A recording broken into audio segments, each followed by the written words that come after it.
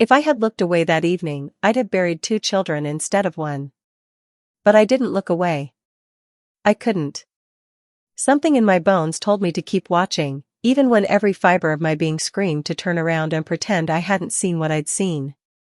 That decision, that split second of choosing to witness horror instead of retreat into comfortable ignorance, it destroyed me. But it also saved an innocent life.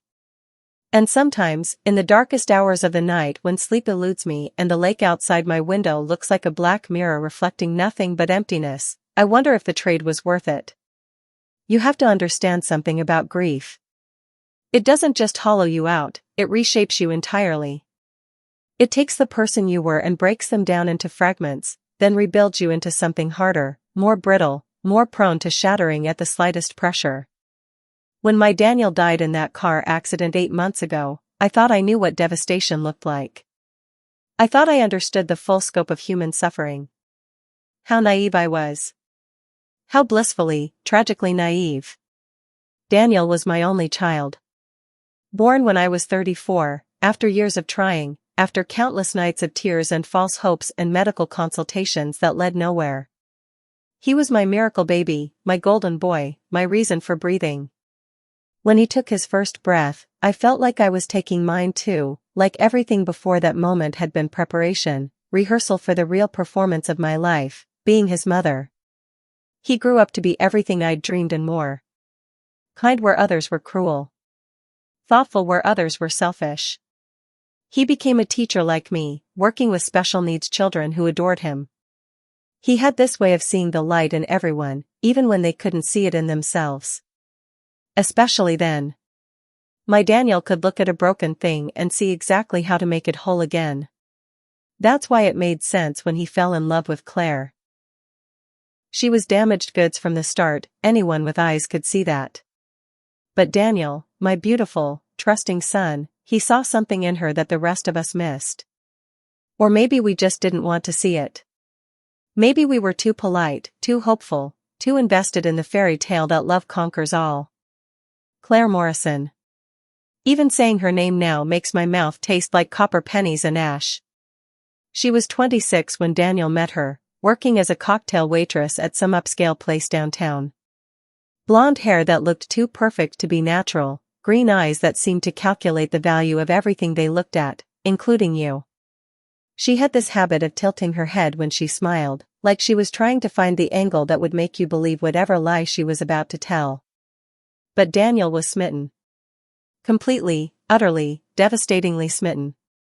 He'd light up whenever he talked about her, like someone had plugged him into an electrical socket. She's had such a hard life, Mom, he'd tell me over Sunday dinner. She deserves someone who'll treat her right. And I'd nod and smile and swallow my reservations because that's what mothers do. We bite our tongues until they bleed rather than dim the light in our children's eyes. They got married on a crisp October morning 2 years ago. I remember standing in that little chapel, watching Claire walk down the aisle in a dress that cost more than my monthly pension, and feeling this cold dread settle in my stomach like a stone. She looked beautiful, I'll give her that, but there was something predatory in the way she moved, the way she gripped Daniel's hand during the vows. Like she was claiming ownership rather than pledging partnership. The first red flag should have been the prenup. Daniel came to me a week before the wedding, sheepish and apologetic, explaining that Claire's lawyer had insisted on it. It's just a precaution, Mom, he said. Claire wants to protect what she's bringing into the marriage. What she was bringing into the marriage was debt, attitude, and a suspicious gap in her employment history, but I didn't say that. I just hugged my son and told him I trusted his judgment. The second red flag was how quickly she tried to isolate him from me. Suddenly, our weekly dinners became monthly dinners, then sporadic dinners, then uncomfortable phone calls where Daniel sounded distracted and hurried. Claire thinks it would be better if we spent more time focusing on our marriage, he explained, as if devotion to your spouse required abandoning everyone else who loved you. The third red flag was the lies. Small ones at first, where they'd been for dinner, who they'd run into at the store, why Daniel couldn't make it to his cousin's birthday party. But lies nonetheless, told with such casual ease that I began to question my own memory. Did Daniel really say he'd be there, or had I misheard? Was I becoming one of those overbearing mothers-in-law, seeing slights where none existed? But the biggest red flag, the one I should have recognized immediately, was how Daniel started to change. My vibrant, joyful son became quieter, more withdrawn. The light in his eyes dimmed gradually, so slowly that you might not notice unless you knew him the way only a mother can know her child. He lost weight. He stopped calling as often. When he did visit, he seemed to be looking over his shoulder, as if expecting Claire to materialize and drag him away. I tried to talk to him about it once, about 6 months before he died. We were sitting on my back porch, looking out at the lake where he used to skip stones as a boy. "Are you happy, Daniel?" I asked him directly. "Really, truly happy?" He was quiet for a long time, so long that I thought he might not answer. Then he looked at me with those gentle brown eyes that had been exactly the same since he was 5 years old, and he said, "I'm trying to be, Mom. Sometimes trying is all you can do." Those words haunt me now. Sometimes trying is all you can do. What kind of marriage requires you to try to be happy? What kind of love feels like work rather than joy? But I didn't push. I didn't demand answers or issue ultimatums. I just hugged him and told him I loved him and that my door was always open. Always. I should have done more.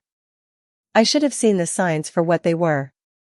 I should have recognized that my son wasn't just unhappy, he was trapped. But hindsight is a cruel teacher, showing you all the lessons you needed to learn when it's far too late to apply them. The accident happened on a Tuesday night in February. Daniel was driving home from work in a snowstorm when his car skidded off Route 47 and hit a tree. The police said he died instantly, that he didn't suffer. They said it like that was supposed to be a comfort, like the speed of his departure somehow lessened the magnitude of my loss. As if there's a good way to lose your child, a preferable method of having your heart ripped from your chest. But here's what bothers me, what's bothered me every single day since they lowered his casket into the frozen ground. Daniel was an excellent driver. Cautious to a fault. He was the kind of person who left 15 minutes early for everything, who checked the weather obsessively, who would rather cancel plans than drive in dangerous conditions. The idea that he would risk driving in a blizzard, especially on a winding road like Route 47, never sat right with me. Claire played the grieving widow beautifully at the funeral. Designer black dress, perfectly applied makeup that somehow managed to look both devastated and stunning. She accepted condolences with just the right mixture of dignity and fragility, dabbing at her eyes with a lace handkerchief that I'm certain she'd practiced using in the mirror. She even managed to squeeze out a few tears during the eulogy, though they seemed to come and go with suspicious timing. But I noticed things that others missed. How she kept checking her phone during the service. How she seemed more concerned with how she looked than how she felt. How she flinched when people tried to hug her, as if physical comfort was foreign and unwelcome. Most telling of all was her reaction when Daniel's life insurance payout was mentioned. For just a moment, when she thought no one was looking, I saw something flash across her face. Not grief. Not loss. Satisfaction. After the funeral, Claire disappeared into her grief, or at least, that's what she wanted everyone to believe. She stopped returning phone calls, stopped answering emails, stopped showing up to places where she might encounter Daniel's friends or family. When I tried to visit, her apartment was always empty, her car never in the parking lot. It was as if she'd vanished into thin air, taking with her any remaining connection I had to my son's final months. For 6 months, I lived in a gray haze of loss and unanswered questions. I went through the motions of daily life, making tea, watching the news, tending to my small garden, but nothing felt real. Nothing mattered. I was a ghost haunting my own existence, waiting for something, anything, to make sense of the senseless. Then came that evening in late August. The evening that changed everything. I was sitting on my porch as the sun set over Meridian Lake, the same lake where Daniel had learned to swim, where we'd spent countless summer afternoons when he was young. The water was still and dark, reflecting the deep purple sky like a mirror. It was peaceful, the kind of evening that might have brought me comfort in another life, before grief taught me that beauty and pain could coexist in the same moment. That's when I saw the car. It was a silver sedan, cruising slowly down the narrow road that circles the lake. At first, I didn't think much of it. People often drove that route in the evenings, enjoying the scenic view. But something about this car caught my attention. Maybe it was the way it moved, hesitant and deliberate, like the driver was looking for something. Or maybe it was the way the setting sun glinted off the windshield, obscuring the driver but creating an impression of familiarity. The car stopped about 50 yards from my house, pulling into the small parking area near the boat launch. I squinted through the gathering dusk, trying to make out the license plate, but the distance and fading light made it impossible. What I could see was the silhouette of someone sitting behind the wheel, unmoving, as if gathering courage for something. Minutes passed. The figure sat in absolute stillness while the sky darkened around them. I found myself holding my breath, though I couldn't have said why. There was something ominous about the scene, something that set my nerves on edge. Every instinct I had was screaming that I was witnessing something I shouldn't be witnessing, something dangerous and wrong. Then the car door opened. Even from a distance, even in the dim light, I knew immediately who it was. Claire. My son's widow, the woman who had vanished from all our lives 6 months ago, had returned to the lake where Daniel used to play as a child. But she hadn't come to remember him or to grieve or to find some kind of closure. The way she moved, quick, furtive, constantly looking over her shoulder, told me she was here for something else entirely. She went to the back of the car and opened the trunk. From where I sat, I couldn't see what she was doing, but I could hear sounds, rustling, what might have been fabric, something being dragged across metal. She struggled with whatever was in there, her movements becoming more frantic as full darkness settled over the lake. Every rational part of my mind told me to go inside, to close the curtains, to pretend I hadn't seen anything. Whatever Claire was doing, it was none of my business. Daniel was dead, their marriage was over, and I had no claim on her actions or her secrets. But something stronger than rationality kept me frozen on that porch, watching, waiting, knowing that I was about to witness something that would change everything. She finally managed to extract whatever was in the trunk.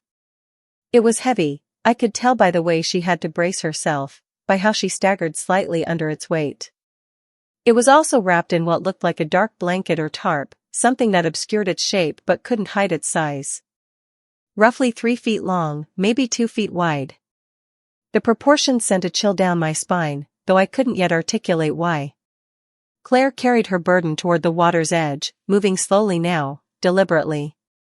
The lake was perfectly still, its surface broken only by the occasional ripple from a fish or the wake of a passing duck. She waded in up to her knees, then up to her waist, the dark water swallowing her legs and then her torso until she looked like she was floating, disembodied, a ghost walking on water. She held the wrapped object close to her chest for a moment, and I swear I saw her lips moving, as if she was saying something to it. A prayer? A confession? An apology? The distance made it impossible to hear, but there was something ritualistic about the gesture, something that spoke of finality and ending. Then she let go. The bundle hit the water with a splash that echoed across the lake like a gunshot. It floated for a moment, the fabric billowing around it, before the weight of whatever was inside began to pull it down. Claire watched it sink, standing motionless in the dark water, until it disappeared completely beneath the surface. She waded back to shore quickly then, as if suddenly aware of how exposed she was. She didn't look back at the water, didn't pause to watch for bubbles or listen for sounds. She just got in her car and drove away, leaving nothing behind but tire tracks in the dirt and ripples spreading across the lake like accusations. I sat on that porch for hours after she left, staring at the spot where she'd disposed of whatever she'd brought. My mind raced through possibilities, each one more terrible than the last. What could Claire have had that required such secretive disposal? What was worth risking exposure, worth returning to a place where she might be recognized? The rational part of my mind suggested innocent explanations. Maybe it was Daniel's belongings, things too painful to keep but too meaningful to simply throw away. Maybe it was their wedding album or love letters or some other artifact of their marriage that she couldn't bear to see but couldn't bring herself to destroy. People do strange things when they're grieving, I told myself. They make decisions that don't make sense to anyone else.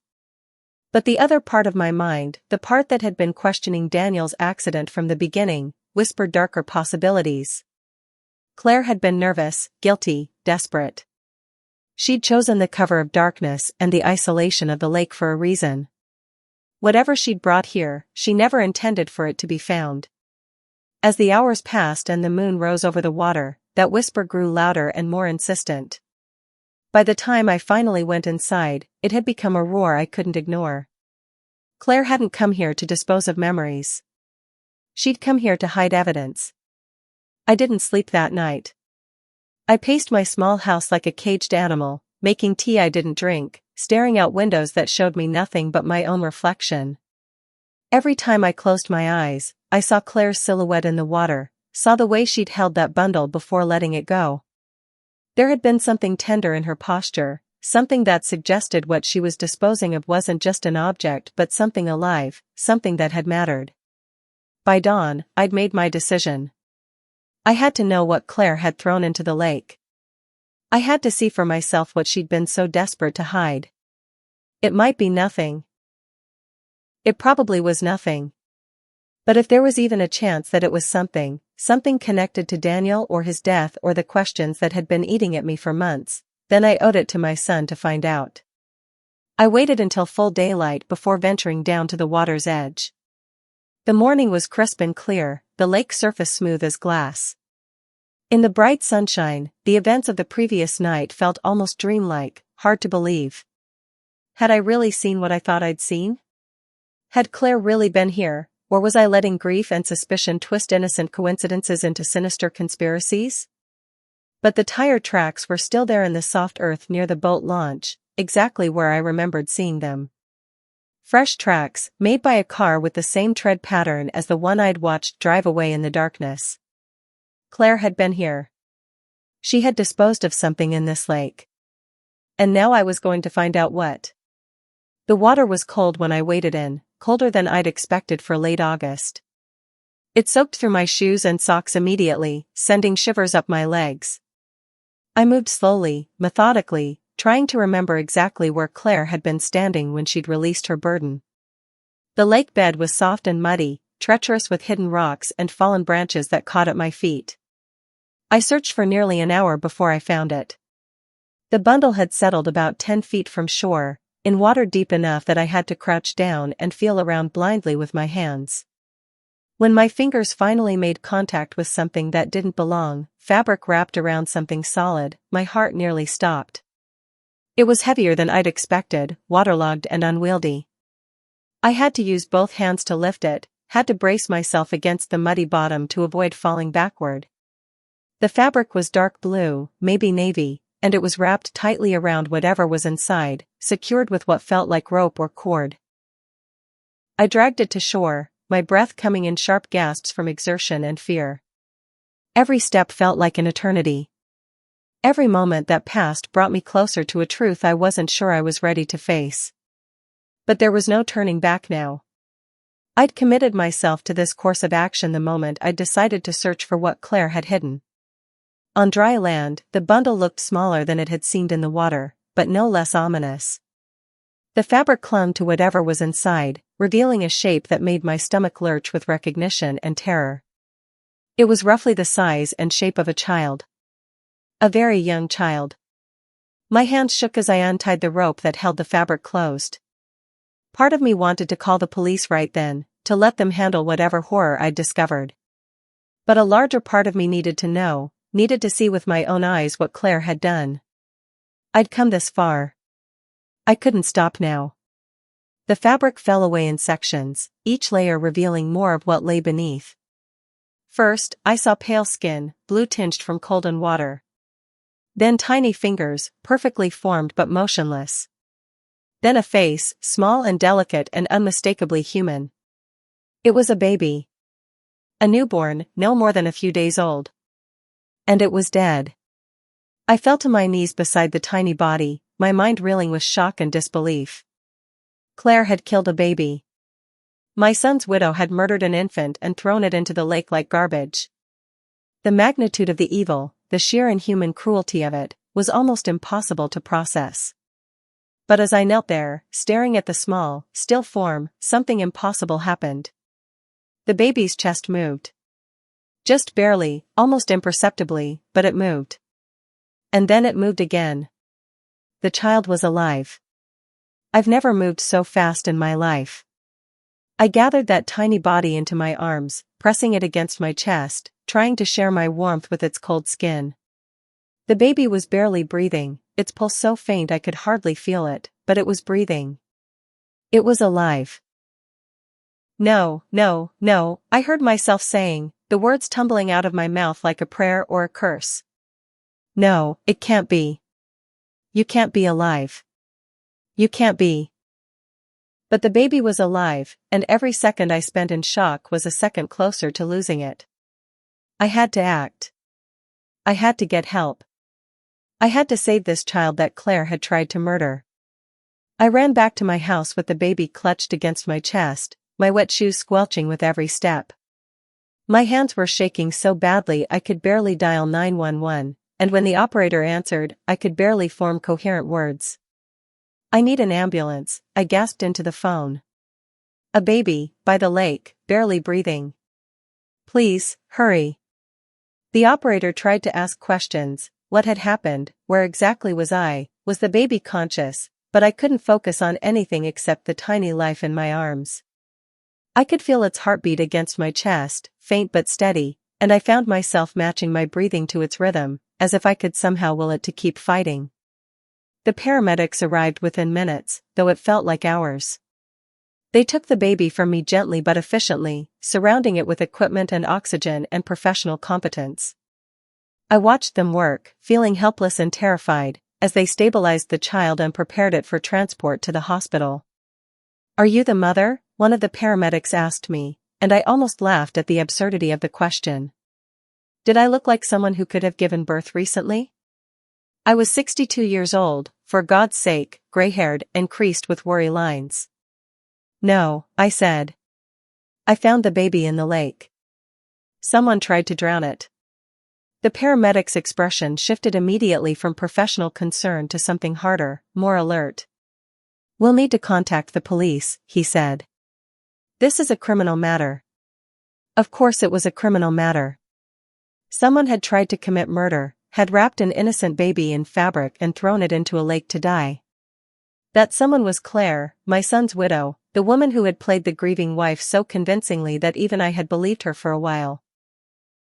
But as I watched the ambulance drive away with lights flashing and siren wailing, carrying that tiny survivor to safety, I realized something that made my blood run cold. If Claire had given birth recently enough to dispose of a newborn, if she'd been pregnant while married to Daniel, then this baby might be my son's child. This might be my grandchild that she'd tried to murder. The thought hit me like a physical blow, doubling me over with its intensity. My grandson. Daniel's son. The last living piece of my beautiful boy, nearly lost forever to his wife's unthinkable cruelty. But that was impossible, wasn't it? Daniel had been dead for 6 months. Even if Claire had been pregnant when he died, the baby would have been born months ago. Unless she'd been having an affair. Unless the baby belonged to someone else, and she'd decided that motherhood was an inconvenience she couldn't afford. Or unless she'd been pregnant when Daniel died and had somehow managed to hide it, to carry the baby to term without anyone knowing, only to decide at the last moment that she didn't want the responsibility. The police arrived as I was standing in my driveway, still soaked and shivering, trying to make sense of what had happened. Detective Riley was a woman in her 40s with kind eyes and a no-nonsense manner. She listened to my story without interruption, taking notes in a small pad that she pulled from her jacket pocket. "Can you describe the person you saw disposing of the baby?" she asked when I'd finished. "It was Claire Morrison," I said without hesitation. "My daughter-in-law. My late son's wife." Detective Riley looked up from her notes, her eyebrows raised slightly. "You're certain?" "It was dark," you said. "And you were watching from a distance." I'm certain, I replied, though even as I said it, I could hear the doubt creeping into my voice. Had I really seen Claire clearly enough to be sure? Or was I so eager to blame her for something, anything, that I was willing to accuse her of attempted murder based on a shadowy figure seen across a lake at dusk? We'll need to speak with Mrs. Morrison, Detective Riley said. Can you provide her current address? That was when I realized I had no idea where Claire was living. She'd moved out of the apartment she'd shared with Daniel sometime after the funeral, leaving no forwarding address. She'd disappeared completely, cutting all ties with anyone who had known her as Daniel's wife. For all I knew, she could be anywhere by now. I don't know where she is, I admitted. She's been out of touch since Daniel's funeral. Detective Riley made another note. We'll track her down, she said. In the meantime, the baby is stable. The doctors think it will make a full recovery. You saved its life, Mrs. Henderson. If you hadn't been watching, if you hadn't gone looking. She didn't finish the sentence, but she didn't need to. If I hadn't been there, if I hadn't seen Claire dispose of the baby, if I hadn't decided to search the lake despite every rational instinct telling me to mind my own business, that child would have died. It would have sunk to the bottom of Meridian Lake and disappeared forever, another of Claire's secrets buried in the dark water. The next few hours passed in a blur of police interviews, hospital visits, and phone calls to social services. The baby, a boy, perfectly healthy except for exposure and hypothermia, was placed in protective custody while they tried to determine his identity and locate his mother. DNA tests were ordered, both for the child and for me, to determine if there was any biological relationship. I spent that night in the hospital waiting room, unable to go home, unable to rest until I knew the baby was going to be okay. The nurses let me sit with him for a while, this tiny stranger who might be my grandson, watching his chest rise and fall with the steady rhythm of life. He was beautiful, with Daniel's dark hair and what looked like Daniel's nose. But babies all look similar, don't they? It's easy to see what you want to see in their unformed features. Detective Riley found me there in the early hours of the morning, looking tired but determined. We located Claire Morrison, she said, settling into the chair beside me. She's been living in an apartment in the city under her maiden name, working at another restaurant. We brought her in for questioning. And? I asked, though I was afraid to hear the answer. She denies everything. Says she hasn't been to the lake in months, says she's never had a baby, says you must be mistaken about seeing her there. I felt something cold and hard settle in my stomach. She's lying. Maybe, Detective Riley said. But she has an alibi for last night. Says she was working a double shift at the restaurant, and her manager confirms it. We're checking with other employees, but so far her story holds up. Then someone else was driving her car, I said desperately. Someone who looks like her. Someone she paid to dispose of the baby while she made sure she had an alibi. Detective Riley's expression was kind but skeptical. That's possible, Mrs. Henderson. But you have to understand, witness identification in low-light conditions is notoriously unreliable. Especially when the witness has strong emotional connections to the case. Strong emotional connections. In other words, they thought I was a grief-stricken old woman who was seeing things that weren't there, projecting my anger and suspicion onto innocent coincidences. They thought I was crazy. Maybe I was crazy. Maybe 6 months of unanswered questions about Daniel's death had finally pushed me over the edge. Maybe I'd imagined the whole thing, the car, the figure in the water, even the baby itself. Maybe I was sitting in a hospital waiting room, protecting a child that had never been in danger from a woman who had never tried to harm it. But the baby was real. I could see it through the nursery window, sleeping peacefully in its bassinet, monitors beeping steadily to confirm its vital signs. Whatever else might be uncertain, whatever else I might have imagined or misinterpreted, this child existed. It had been wrapped in fabric and thrown into a lake, and I had saved its life. The DNA results came back 3 days later. Detective Riley delivered them in person, her expression carefully neutral. The baby is related to you, she said simply. The tests confirm a grandparent-grandchild relationship. I felt the world tilt around me, the floor seeming to shift beneath my feet. My grandson. Daniel's son. The child I'd pulled from the lake was my own flesh and blood, the last living piece of my beautiful boy. How is that possible? I whispered. Daniel's been dead for 6 months. Mrs. Morrison would have been about 3 months pregnant when your son died, Detective Riley explained. It's possible she didn't know yet, or knew but hadn't told him. Some women don't show until quite late in pregnancy, especially if it's their first child. 3 months pregnant. Claire had been carrying Daniel's baby when he died, had spent the next 6 months growing my grandson inside her while playing the grieving widow, had given birth to him alone and then tried to kill him. The cruelty of it, the calculated evil, was breathtaking. Where is she now? I asked. Still in custody, but we can't hold her much longer without formal charges. And Mrs. Henderson, you need to understand that we don't have enough evidence to charge her with attempted murder. Your identification of her at the lake isn't enough, especially since she has an alibi. We can't prove she was the one who disposed of the baby. But the baby is her child too, I protested. The DNA will prove that. Actually, it won't, Detective Riley said gently. We can prove the baby is related to your son, but we can't prove Claire is the mother without her cooperation. She's refusing to submit to DNA testing, and we can't compel her without evidence of a crime. I stared at her in disbelief. A baby was thrown into a lake. How is that not evidence of a crime? It's evidence that someone committed a crime, she corrected. But we can't prove who that someone was. And without that proof, we can't force Claire to provide DNA samples. The legal system, it seemed, was designed to protect the guilty as much as the innocent. Claire could walk away from this, could disappear again into whatever life she'd built for herself, leaving behind only the child she'd tried to murder. My grandson would become a ward of the state, placed with foster families who would love him but never know his history, never understand the miraculous circumstances of his survival. Unless I could provide him with a family myself. I want to adopt him, I told Detective Riley. I want to take care of my grandson. She looked at me with sympathy and something else, pity, maybe, or concern. Mrs. Henderson, you're 62 years old. Adoption agencies typically prefer younger parents, especially for infants. And given your recent trauma, your emotional state. My emotional state is fine, I said sharply.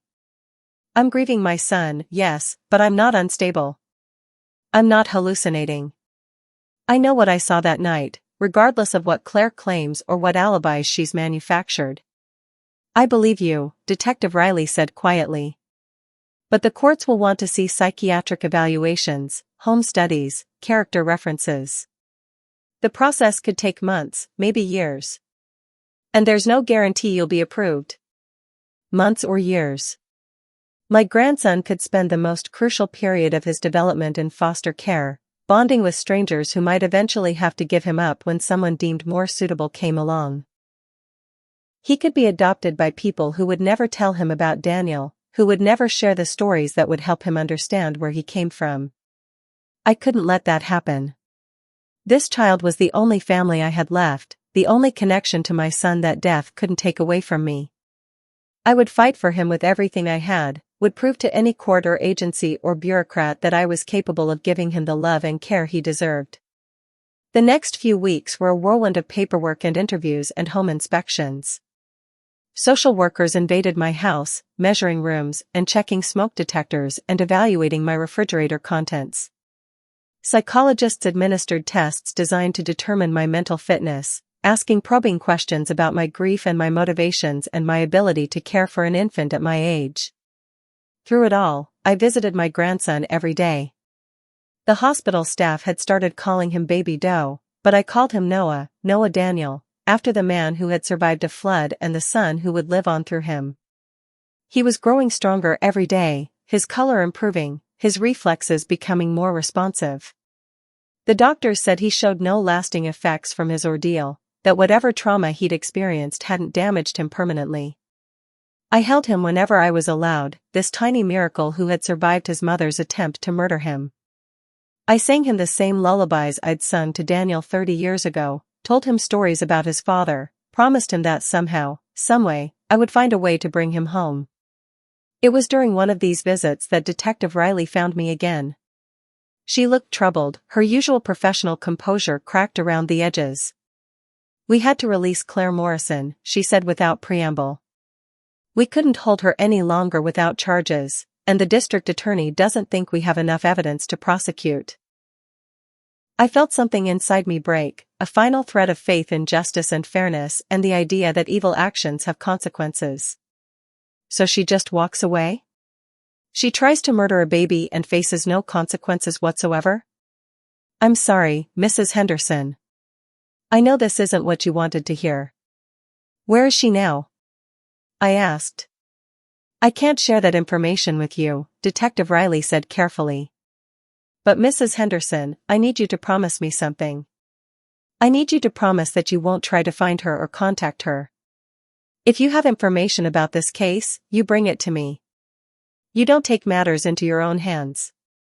She was warning me off vigilante justice, cautioning me against the kind of confrontation that might escalate into violence. But what she didn't understand was that violence had already been done.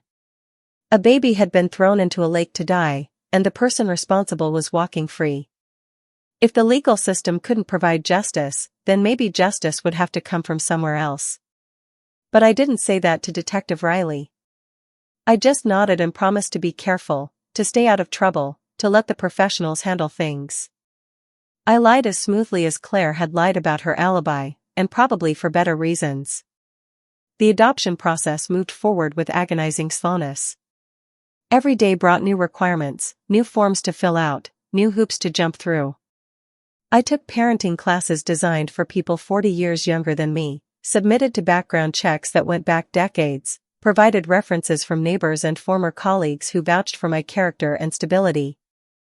The social worker assigned to my case was a young woman named Jessica who seemed genuinely sympathetic to my situation but bound by regulations that treated my age as a liability rather than an asset.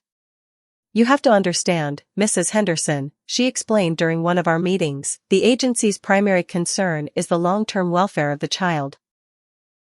At 62, you're already past retirement age. What happens if you become ill? What happens if you die before the child reaches adulthood?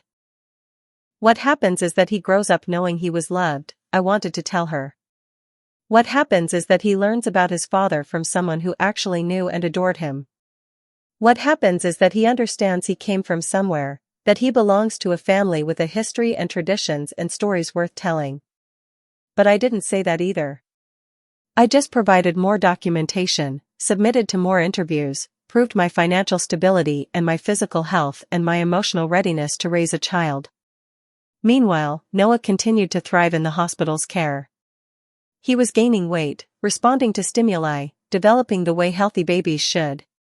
But he was also forming attachments to the nurses who cared for him, learning to recognize voices and faces that weren't mine. Every day that passed was a day he spent bonding with strangers instead of family, a day closer to the kind of institutional upbringing that no child should have to endure. It was 6 weeks after I'd pulled him from the lake that the call came. I was in my kitchen, making dinner I didn't intend to eat, when the phone rang. The number was unfamiliar, but something about it, maybe the area code, maybe intuition, made me answer despite my general policy of avoiding unknown callers. Mrs. Henderson? The voice was female, young, nervous. Yes? This is Claire Morrison. I think we need to talk. My hand started shaking so violently I nearly dropped the phone. Claire. The woman who had tried to murder my grandson, who had disappeared into legal protection while I fought to prove my fitness as his guardian. She was calling me, reaching out after weeks of silence, and I had no idea what she wanted. I have nothing to say to you, I managed. But I have something to say to you, she replied. About the baby. About Daniel. About what really happened that night. The night Daniel died. She was talking about the night Daniel died, not the night she'd tried to drown his son. Which meant she had information about the accident, details that hadn't come out in the police investigation. I'm listening, I said. Not over the phone. Meet me tonight, 10 o'clock, at the old pier on the south side of the lake. Come alone. The line went dead before I could respond, leaving me standing in my kitchen with a dial tone buzzing in my ear and my heart pounding against my ribs. Claire wanted to meet, wanted to tell me something about Daniel's death. But why now? Why after weeks of denying everything, of hiding behind alibis and legal protection? The smart thing would be to call Detective Riley, to report the contact and let the police handle whatever Claire had to say. But the police had already proved they were useless, had already let her walk away without consequences. If Claire had information about Daniel's death, if she knew something that might finally provide answers to the questions that had been eating at me for months, then I needed to hear it myself. I spent the rest of the evening in a state of nervous energy, pacing my house, checking the clock every few minutes, trying to imagine what Claire might want to tell me. Was she finally ready to confess to attempting murder? Did she want to negotiate some kind of deal regarding Noah's custody? Or was this something else entirely, something connected to Daniel's accident that I hadn't even considered?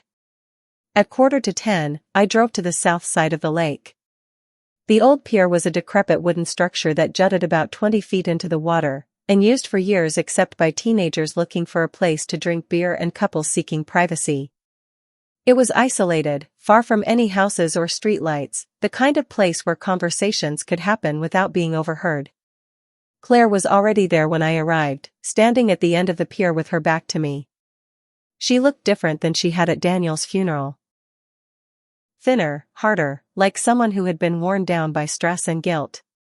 Her blonde hair was shorter now, darker, as if she'd been trying to change her appearance. "Thank you for coming," she said without turning around. I walked out onto the pier slowly, my footsteps loud on the old wood. "What do you want, Claire?" She turned then, and I could see her face in the moonlight. She looked older, tired in a way that went beyond physical exhaustion. There were lines around her eyes that hadn't been there before, a tightness in her expression that spoke of sleepless nights and constant worry. "I want to tell you the truth," she said. "About Daniel. About that night." "What about the truth regarding the baby you tried to murder?" Claire's expression didn't change. "I don't know what you're talking about. I've never had a baby." The lie came so easily, so naturally, that for a moment I doubted myself again. But then I thought about Noah, sleeping safely in his hospital bed, and my resolve hardened. "You threw your son into the lake 6 weeks ago," I said. "Daniel's son. My grandson. You tried to murder him." "You're wrong," Claire said calmly.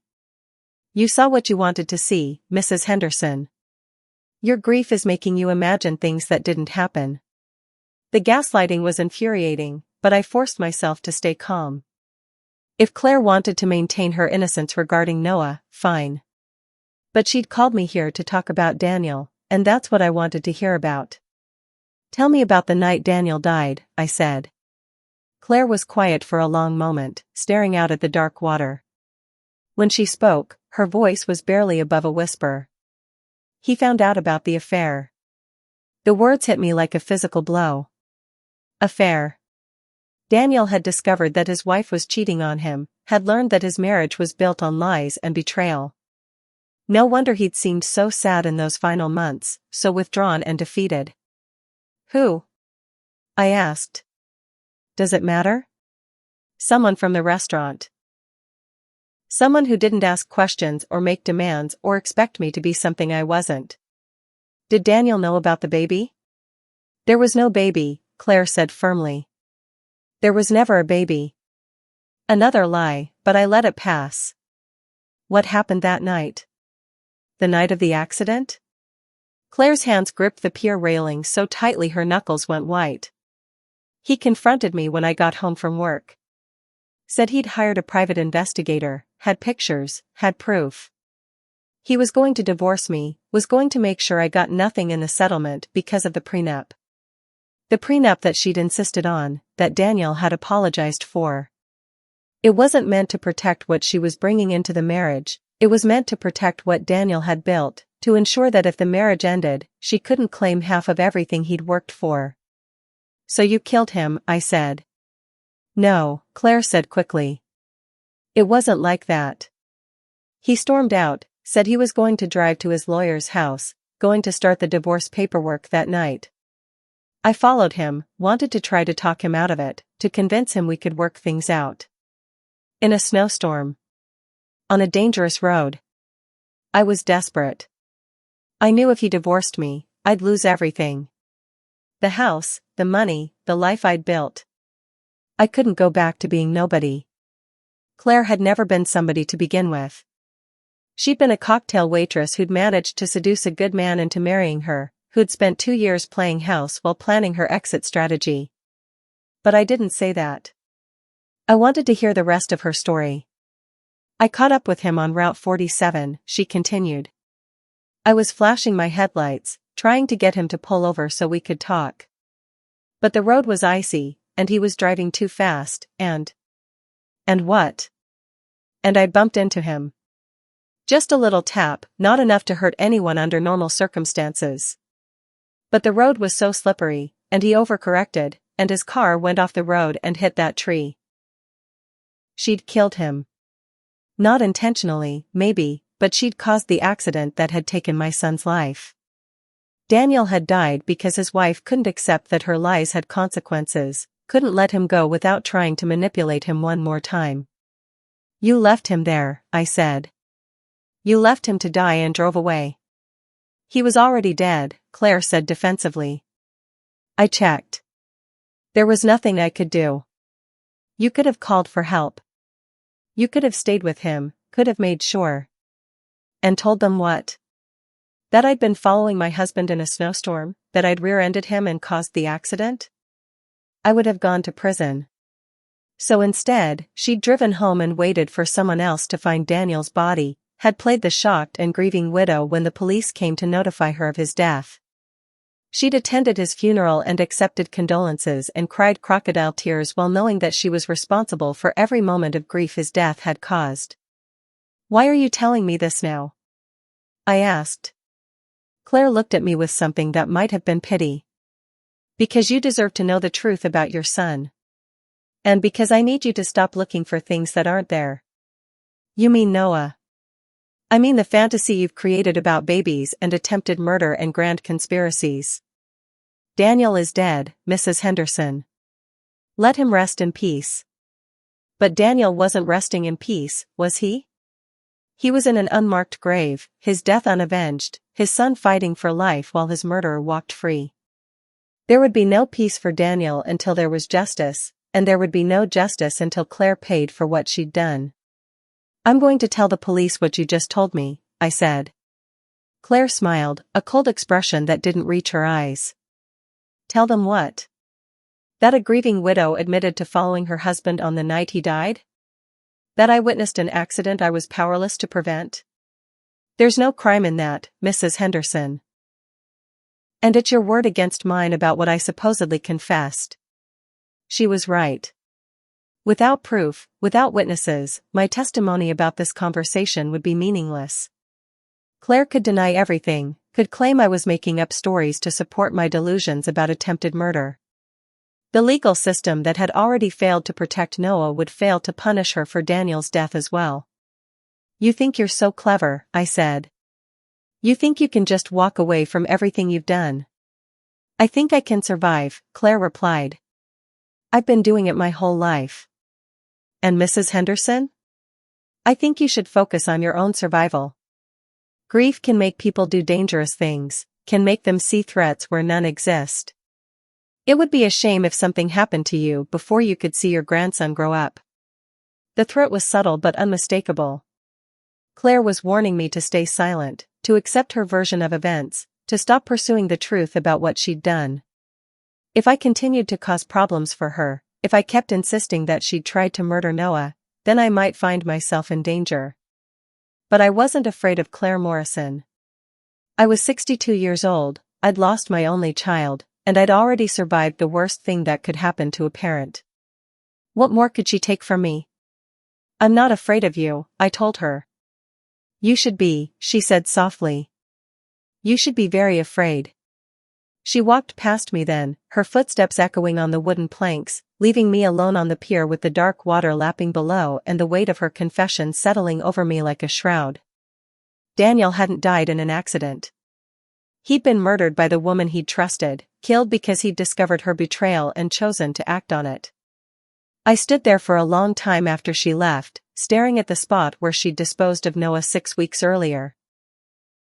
The lake looked peaceful in the moonlight, its surface smooth and dark, giving no hint of the violence it had witnessed. But I knew better now.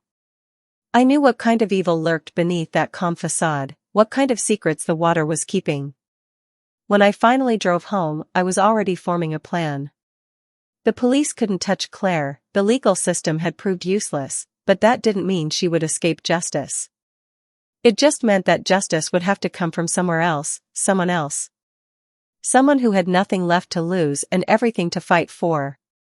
I spent the next few days putting my affairs in order. I updated my will, naming Noah as my sole beneficiary and establishing a trust fund for his care and education. I wrote letters to Detective Riley and to the social worker handling Noah's case, detailing everything Claire had told me about Daniel's death and my suspicions about the baby's parentage. I sealed the letters and left instructions that they should be opened if anything happened to me. Then I began to watch Claire. It wasn't difficult to find her. Detective Riley might not have been able to share her address officially, but public records were accessible to anyone willing to do the research. Claire was living in a small apartment complex about 40 minutes from the lake, working at a chain restaurant in a strip mall, maintaining the same kind of anonymous existence she'd probably lived before meeting Daniel. I followed her for 3 days, learning her routines, her habits, her vulnerabilities. She worked the dinner shift most nights, walking to her car alone in the poorly lit parking lot behind the restaurant. She lived alone, with no security system and minimal locks on her apartment door. She was careful but not paranoid, alert but not expecting trouble. On the 4th day, I made my move. I waited for her in the parking lot behind the restaurant, sitting in my car with the engine running and the headlights off. When she emerged from the back door at closing time, counting her tips and checking her phone, I was ready. "Claire," I called out, rolling down my window. She looked up, startled, then wary when she recognized me. "Mrs. Henderson. What are you doing here?" "I've been thinking about what you told me," I said. "About Daniel. About that night." She approached my car cautiously, her keys clutched in her hand like a weapon. "What about it?" "I think you're lying," I said. "I think you murdered my son deliberately. I think you found out about the baby and decided you didn't want to be tied to Daniel anymore, so you got rid of both of them." Claire's expression hardened. "You're insane. I told you what happened. You told me a story designed to make me stop looking for the truth. But I know the truth, Claire. I know you killed Daniel, and I know you tried to kill his son. And I'm going to make sure you pay for it." She stepped back from my car, her hand moving toward her purse. "I'm calling the police." "Go ahead," I said. "Tell them a crazy old woman is harassing you. Tell them I'm making up stories about murder and attempted infanticide. See how seriously they take you." Claire hesitated, her phone halfway out of her purse. She knew as well as I did that the police wouldn't intervene in what looked like a family dispute, wouldn't arrest someone for asking uncomfortable questions. We'd reached a stalemate, but it was a stalemate I was prepared for. "I have a proposition for you," I said. "I'm not interested in anything you have to say. You should be. Because I'm offering you a chance to walk away from this cleanly. To disappear and start over somewhere else, with enough money to build a new life." Now I had her attention. Claire was many things, but she wasn't stupid. She understood that I was offering her a deal, a way out of the situation that would benefit both of us. "What kind of deal?" she asked. "You sign over parental rights to Noah. You admit in writing that he's Daniel's son and that you're unfit to care for him. You disappear and never contact me or him again. In exchange, I give you $50,000 and I stop investigating Daniel's death." Claire was quiet for a long moment, considering the offer. $50,000 was more money than she'd ever seen at one time, enough to relocate anywhere in the country and start fresh. All she had to do was give up a child she'd already tried to kill, admit to a biological relationship she'd been denying for weeks. "How do I know you'll keep your word?" she asked finally. "Because I don't want revenge, Claire. I want my grandson. If you give him to me legally, cleanly, with no possibility of you changing your mind later, then I don't care what happens to you. You can disappear and I'll never think about you again." It was a lie, of course. I would think about her every day for the rest of my life, would remember her confession about Daniel's death and her attempt on Noah's life. But she didn't need to know that. She just needed to believe that I was offering her a way out. "60,000, she said. 50, I replied firmly. "Take it or leave it." She was quiet again, weighing her options. She could refuse the deal and risk me continuing to pursue the truth about Daniel's death. She could try to disappear on her own, but without money or a plan, she'd likely end up right back where she started. Or she could take my offer and walk away with enough cash to build whatever life she wanted, far from anyone who knew her history. "I'll need time to think about it," she said. "You have 24 hours, I told her. "Meet me at the pier tomorrow night at 10 o'clock. Bring the signed papers or don't bother showing up." I drove away then, leaving her standing in that parking lot with my ultimatum ringing in her ears. I knew she'd take the deal. Claire was fundamentally selfish, motivated primarily by self-preservation and financial gain. The opportunity to trade a baby she didn't want for more money than she'd ever had was too good for her to pass up. But just in case she had other ideas, just in case she thought she could eliminate the problem by eliminating me, I took precautions. I left copies of all my documentation with Detective Riley, along with detailed instructions about what to do if I didn't return from my meeting with Claire. I also told Jessica, the social worker, that I might have breakthrough information about Noah's parentage and that she should expect to hear from me within 24 hours. If Claire tried to hurt me, if she thought she could solve her problems with violence, then she would find herself facing murder charges with a paper trail that led directly back to her. It wasn't a perfect insurance policy, but it was better than nothing. The next evening, I arrived at the pier early and waited. The night was clear and cold, with a full moon that turned the lake surface silver. I sat in my car for a while, watching the water and thinking about all the ways this confrontation might go wrong. Claire was desperate, cornered, and possibly armed. I was risking my life on the assumption that greed would override violence, that she'd choose money over murder. At exactly 10 o'clock, I saw headlights approaching. Claire's car pulled into the small parking area, and she got out slowly, looking around nervously. She was carrying a manila envelope, which I hoped contained the signed papers I'd demanded. I met her at the end of the pier, both of us keeping a careful distance from the other.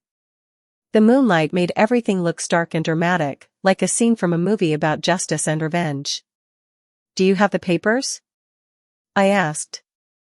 Claire held up the envelope. "Do you have the money?"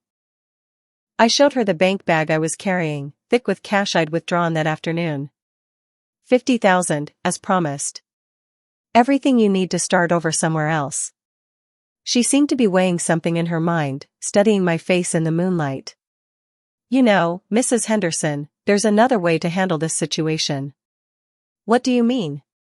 "I mean you're the only person who knows what really happened to Daniel. You're the only witness to my supposed confession about the accident. If something happened to you, if you had an unfortunate fall into the lake, then all your accusations would die with you." There it was. The threat I'd been expecting, the confirmation that Claire was exactly as evil as I'd believed. She was actually considering murdering me, adding my death to the list of crimes she'd committed in pursuit of her own selfish interests.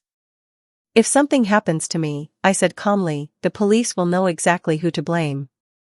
I've left detailed records of our conversations, copies of everything I know about Daniel's death and your attempt on Noah's life. You'd be the prime suspect." "Unless your death looked accidental," Claire replied. An elderly woman, distraught over her son's death, overcome with grief and guilt. She comes to the lake where she thinks she saved a baby, but it was all a delusion brought on by her deteriorating mental state. She slips and falls into the water and drowns. Very tragic, but not suspicious. She was insane. Completely, utterly insane if she thought she could murder me and make it look like an accident. But then again, she'd already gotten away with killing Daniel and attempting to kill Noah. Maybe she thought she was untouchable, that she could eliminate anyone who threatened her with impunity. "You're forgetting something," I said. "What's that?" "I'm not here alone." Claire's eyes widened as she realized what I meant. The conversation we'd been having, every word of it, had been recorded.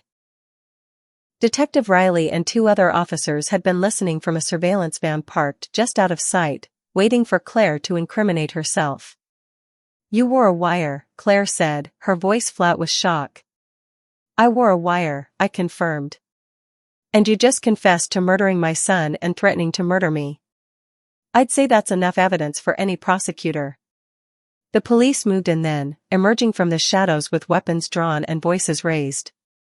Claire didn't resist, she just stood there with the envelope in her hands, watching her carefully constructed life collapse around her. As they read her rights and led her away in handcuffs, she looked at me with an expression of pure hatred. "You think you've won," she said. "But that baby will never be yours.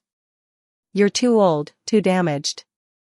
The state will find him a real family, people who can give him what he needs." "Maybe," I said. "But at least he'll be safe from you." That was 6 months ago. Claire is in prison now, serving a life sentence for Daniel's murder. She eventually agreed to DNA testing that confirmed Noah's parentage, and she signed over her parental rights as part of a plea agreement. The adoption process is moving forward, slowly but steadily, and the social workers seem more optimistic about my prospects. Noah is walking now, taking his first tentative steps around the hospital playroom where I visit him every day. He has Daniel's smile and Daniel's curiosity about the world around him. When I hold him, when I look into his bright brown eyes, I can see my son looking back at me. Not literally, of course, but in the way that genetics and love and hope can echo across generations. Detective Riley tells me that Claire has been a model prisoner, quiet and compliant, serving her time without causing trouble. She's appealing her conviction, claiming that her confession was coerced, that I entrapped her into making statements she didn't mean. The appeals court will probably reject her arguments, but you never know. Justice is never guaranteed, never permanent. Evil people sometimes find ways to escape the consequences of their actions. But for now, she's locked away where she can't hurt anyone else. For now, Noah is safe and growing stronger every day. For now, the truth about Daniel's death has been revealed and his killer has been punished. It's not perfect justice, nothing could bring my son back or undo the trauma Noah suffered, but it's something. It's enough to build on. Sometimes, late at night when I can't sleep, I stand at my kitchen window and look out at Meridian Lake. The water looks peaceful in the moonlight, innocent and beautiful, giving no hint of the violence it has witnessed. But I know better now. I know that evil can hide beneath the most serene surfaces, that the most ordinary-looking people can harbor the darkest intentions. I also know that love is stronger than evil, that the bond between a grandmother and her grandson can survive attempted murder and institutional indifference and legal bureaucracy. Noah doesn't know yet what his mother tried to do to him, doesn't understand the miracle of his survival. Someday, when he's older, I'll tell him the story of how he came to live with me. I'll explain about his father, about the good man who would have loved him beyond measure. I'll help him understand that he comes from a family with a long history of fighting for what's right, of protecting those who can't protect themselves. But for now, he's just a baby who needs love and care and the security of knowing that someone will always fight for him. I can give him that. Despite my age, despite my grief, despite all the ways that life has tried to break me, I can give him that. It's not everything he'll need as he grows up, but it's a start. It's enough to build a life on. And if Claire somehow manages to escape from prison, if she ever tries to come back and threaten the family I've fought so hard to protect, then she'll find out just how far a grandmother will go to keep her grandson safe. She thinks she knows what I'm capable of, but she's wrong. She's only seen the beginning of what love can do when it's backed into a corner and forced to fight. The lake keeps its secrets, but some secrets are worth fighting to reveal. Some truths are worth any price to uncover. And some loves are strong enough to survive anything evil can throw at them. Noah is proof of that. My grandson, my second chance, my reason to keep fighting long after I thought I had nothing left to fight for. He's sleeping safely now, but someday he'll be old enough to hear the whole story. When that day comes, I'll tell him about the night I pulled him from the dark water, about the choice between looking away and bearing witness, about the power of love to triumph over evil. I'll tell him that heroes aren't people who never feel afraid, they're people who feel afraid and act anyway. They're people who choose to do the right thing even when it's dangerous, even when it costs them everything they have. And I'll tell him that he's already a hero, that he survived something no child should ever have to survive, that he fought for life when death seemed certain. He doesn't remember any of it now, but his body remembers. His spirit remembers. The strength that kept him alive in that cold, dark water is still inside him, still part of who he is. Someday, he'll need that strength again. We all do, sooner or later. Life has a way of testing us, of pushing us to our limits and demanding that we choose between giving up and fighting on. When that day comes for Noah, when he faces his own moment of darkness and despair, I hope he'll remember the story of how he came to be mine. I hope he'll remember that he comes from people who don't give up, who don't look away when someone needs help, who fight for what's right even when the odds are against them. That's his inheritance from Daniel, from me, from the love that pulled him out of that lake and into a life where he can grow up safe and cherished. It's not money or property or anything material, it's something much more valuable. It's the knowledge that he matters, that his life has value, that someone will always fight for him no matter how dark things get. Claire took my son from me, but she couldn't take my love for him. She tried to take my grandson, but love was stronger than her evil intentions. She thought she could silence me with threats and intimidation, but she underestimated what a mother's love can accomplish when it's properly motivated. Now she's locked away where she belongs, and Noah is learning to walk in the sunshine instead of sinking in dark water. It's not the ending I would have chosen, nothing could bring Daniel back or undo the trauma Noah suffered, but it's an ending I can live with. It's justice, imperfect but real, and it's enough to build a future on. The lake is quiet tonight, its surface reflecting the stars like scattered diamonds. Tomorrow I'll visit Noah again, watch him take those wobbly steps that remind me so much of his father's first attempts at walking. I'll hold him and sing to him and tell him stories about the good man he'll never get to meet but who lives on in every smile, every laugh, every moment of joy. And I'll remember the night I chose to look instead of looking away, the night that changed everything. It was the worst night of my life and the best night of my life, the night I lost everything and found everything worth fighting for. It was the night that taught me that love is stronger than evil, that truth is more powerful than lies, that sometimes the most important choice you'll ever make is the choice to bear witness to something terrible so that something beautiful can survive. If I had looked away that evening, I'd have buried 2 children instead of 1. But I didn't look away. I couldn't. And because of that choice, because of that moment of courage when every instinct told me to turn around and pretend I hadn't seen what I'd seen, my grandson is alive. My family continues. Love wins. It doesn't always win quickly, and it doesn't always win cleanly, but it wins.